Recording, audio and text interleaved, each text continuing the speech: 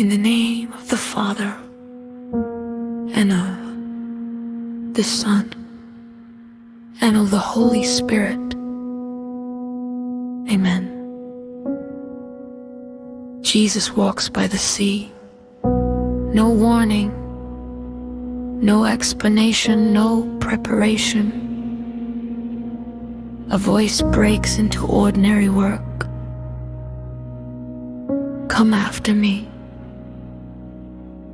Nets fall. A boat is left behind. A father remains seated, watching. Everything familiar. Security, routine, livelihood released in a moment. Not slowly, not carefully, immediately. At once they left their nets and followed him. This is the gospel's shock. We live in the age of postponement. We calculate, we compare, we delay. Our nets today are different. Careers, plans, reputations, comfort, control. Our boats are familiar structures, family expectations, cultural safety, a faith that never asks too much. We spend our lives mending, fixing, securing, and still Jesus walks past us. And still he says the same words. Come after me. Not add me. Not fit me in. Not when you are ready. Follow. The saints call this detachment. Not hatred of life, but freedom for life. A heart too full of attachments cannot be filled with God. The apostles did not invite Jesus into their plans. They let him interrupt them.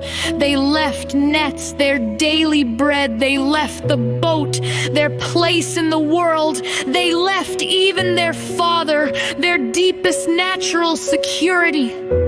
This is not rejection, it is reordering. So the word asks us, what are you still holding?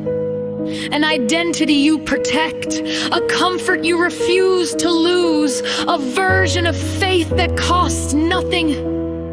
Even in the church, we must be honest. When vocation is advertised with comfort, prestige, and facilities, we weave false nets. Jesus did not promise ease, he promised a cross and life beyond it. True calling is not about buildings, it is about hearts. Service is beautiful, but Christ must be the attraction, not the comforts that surround him. The real battle is inside. We are preoccupied, endlessly distracted, filled with noise. And the call of Christ is drowned out. Come after me is a call to let go of many things, to cling to one person. For us, this happens daily. A small yes. Rising to pray when tired, turning off the screen to love someone, forgiving again, giving when it costs, speaking truth when silence feels safer. Each time, a net dropped, a step out of the boat. The apostles' first yes was imperfect. They failed, they fled, they denied. But that first surrender set their direction. At Pentecost, the Spirit ignited what they had given. They did not receive better boats, they received God Himself.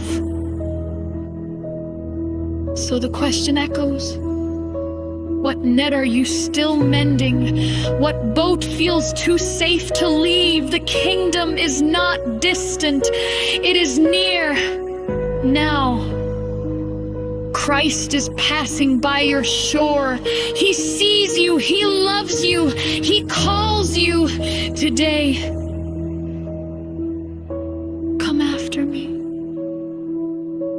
you follow, or will you keep mending as he walks on? The moment is now. The cost is real. The call is necessary. May Mary, who answered without delay, pray for us that we may answer as she did.